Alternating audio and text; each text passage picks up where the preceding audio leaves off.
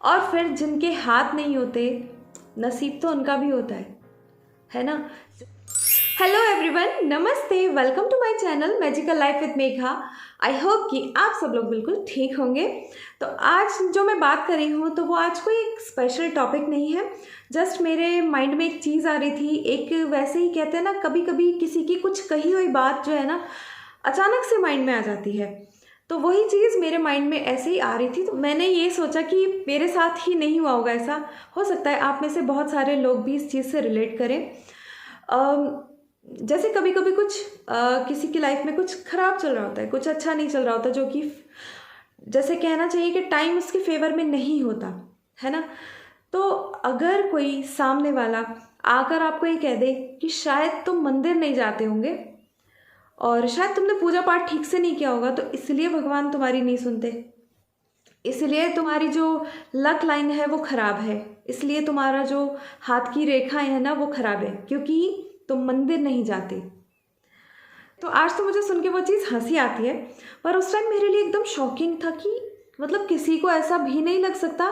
क्या हो सकता है सामने वाले के अंदर कितना पेन हो, कितना पेन हो कि आप उसके सामने ऐसी बात कह रहे हो, तो उसको कितना बुरा लगेगा, कितना फील होगा, है ना।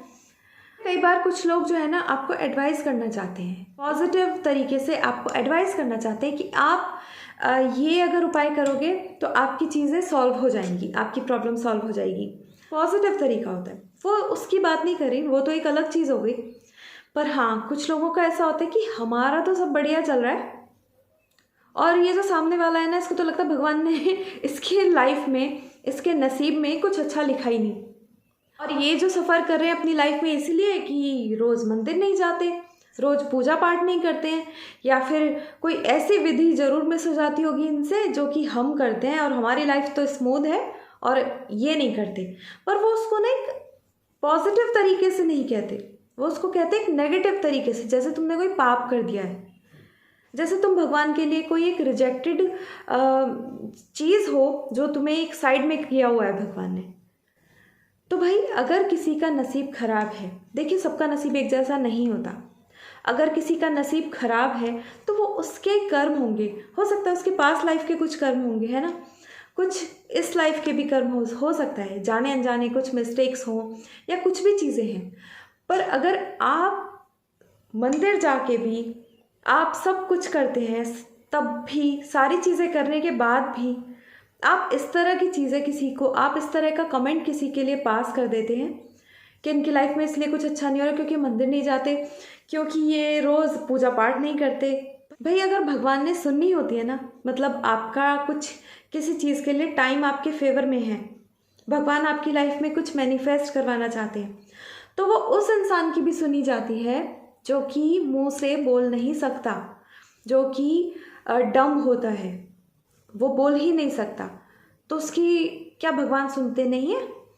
भगवान तो उनकी भी सुनते हैं जिनके मुंह में ज़ुबान नहीं होती, जो आंखों से देख नहीं सकते हैं, जो कानों से सुन नहीं सकते हैं। और फिर जिनके हाथ नहीं होते, नसीब तो उनका भी होता है ना।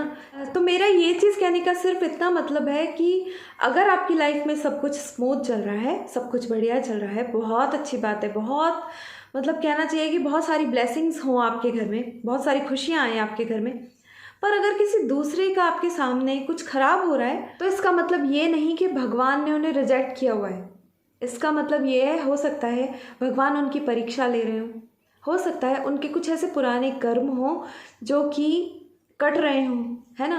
और आप अगर उनके बारे में उस बुरे टाइम में कुछ बुरा कहते हैं, ख़राब कहते हैं, तो आप उनके जो कहते हैं ना, उनके जो बुरे कर्म ऑलरेडी वो काट रहे हैं, वो आप अपने ऊपर ले लेते हैं, ऐसा कह के, ऐसे कमेंट्स पास करके। तो हमेशा सोचिए कि अगर आपका अच्छा टाइम चल रहा है उसके लिए थैंक यू बोलिए, हमेशा ग्रेटफुल रहिए कि आपके साथ अच्छा हो रहा है। पर दूसरे को राय देने के लिए आप पॉजिटिवली आप किसी का साथ दे सकते हैं, एडवाइस दे सकते हैं। अगर आपको लगता है कि आपकी इस एडवाइस से किसी को कुछ हेल्प होती है, तो आप उनको एडवाइस दे सकते हैं, बिल्कुल अपना समझ के आप उनको बिल्कुल एडवाइस दे सकते हैं। पर ऐसा करना तो आप अपने ऊपर, चाहे कितना ही मंदिर जाएं, चाहे कितना ही पूजा पाठ करते हैं, चाहे कितनी सारी विधि कर लें आप, पर अगर आप किसी को उसके बुरे टाइम में कुछ नेगेटिव कमेंट्स पास करते हैं, तो सीधे सीधे आप उसके कर्म जो है अपने ऊपर ले रहे हैं। नहीं कुछ कर सकते आप, कोई बात नहीं, कुछ मत करिए, कोई बात नहीं, पर एटलीस्ट किसी के लिए आप पॉजिटिव सोच तो सकते हैं ना।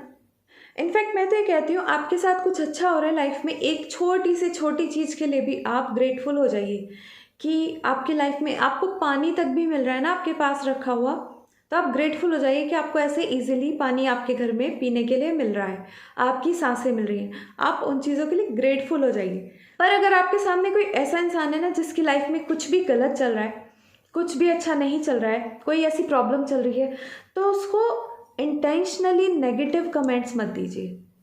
कुछ हो सकता है आपसे अनइंटेंशनली कुछ ऐसा लग जाए जो निकल जाए जो बुरा लग सकता है सामने वाले को, वो एक अलग चीज़ हो गई। अनइंटेंशनली अगर आपसे कुछ गलती हो जाती है बोलने में, वो एक अलग चीज़ हो गई। पर अगर आप इंटेंशनली जानबूझकर आप किसी को हर्ट करने के लिए कुछ भी ऐसा कमेंट्स कर देते हैं, वर्ड्स से बिल्कुल किसी को ऐसा शो कर देते हैं कि भगवान ने तेरी तरफ से मुंह मोड़ लिया है और तुझे कुछ अच्छा मिलने नहीं वाला लाइफ में, तेरी लाइफ में कुछ अच्छा नहीं होने वाला, तो आप ये समझ लीजिए जो हाथों की लकीरें हैं ना, वो धीरे धीरे आपके कर्मों के हिसाब से चेंज भी होती रहती है। हाथों की लकीरों पर घमंड मत करिए कि आपकी लाइफ में जो है राजयोग लिखा है या कौन सा योग लिखा है जिससे आप राजा बन के राज करेंगे, तो वो कर्म के अकॉर्डिंग चेंज भी होती रहती हैं। तो इसलिए कभी भी अपने हाथों की लकीरों पर घमंड नहीं करें, आप अपने लक पर घमंड नहीं करें कि मेरे लक में सब अच्छा ही अच्छा लिखा और सब अच्छा ही अच्छा होने वाला है। एक भगवान उस इंसान के अंदर भी बसता है जिसको आपने बहुत इजीली ये कह दिया कि तेरी लाइफ में तो कुछ अच्छा होने वाला नहीं है, तेरा तो लक ही बड़ा खराब है। तो क्या घमंड करना इन हाथों की लकीरों पे जो कि टाइम टू टाइम चेंज होती रहती हैं। इसलिए अगर आपकी लाइफ में आज की डेट में सब स्मूथ चल रहा है तो आप ग्रेटफुल होइए, पर उस पर घमंड मत करिए, क्योंकि जब घमंड चढ़ता है ना तो वो आपको तब नहीं समझ आता, वो आपको तब समझ आता है जब आप उस इंसान की जैसी कोई सिचुएशन खुद फेस करते हो। इसलिए किसी के कर्म कैसे हैं, किसी के कर्म अलग होते हैं भाई, तो उसमें इंटरफेयर ना करें, खुद नहीं घुसे। उनके जो कर्म है ना उनको अपने ऊपर मत लें। और ये जो टाइम होती है और ये जो हाथों की लकीरें होती है ना, इन पे तो किस बात का घमंड ही नहीं करना चाहिए। टाइम का कभी पता नहीं चलता कब चेंज हो जाए, कब किसके पास कैसा टाइम आ जाए, है ना। और हाथों की लकीरों का आपके कर्मों के हिसाब से बदलती रहती है। तो ये तो ऐसी चीज़ है कि अगर आप इन पर घमंड करते हैं, इसका मतलब आप कितने भी बड़े ज्ञानी क्यों ना हो, कितने ही हाईली क्वालिफाइड क्यों ना हो आप, तो वो सब वेस्ट है अगर ये छोटी सी चीज़ को आप नहीं समझते हैं। तो ये देखिए कि ये बात काफ़ी पुरानी है, बहुत पुरानी है, जो किसी ने कभी हमें कही। आज मुझे वो चीज़ पेन नहीं दे रही, पर मुझे याद है कि उस टाइम पे मुझे कैसा फील हुआ होगा जब किसी ने मुझे ये कमेंट पास किया। आई थिंक अगर जिनके साथ भी ऐसा हुआ होगा तो वो रिलेट कर पा रहे होंगे इस चीज़ को।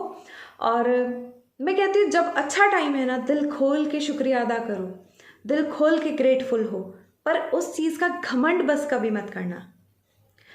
आज की वीडियो बनाने का मेरा मकसद यही था कि मैं कहीं ना कहीं ये मैसेज देना चाहती थी और दिल की भी बात आप लोगों से एज अ फ्रेंड शेयर करना चाहती थी।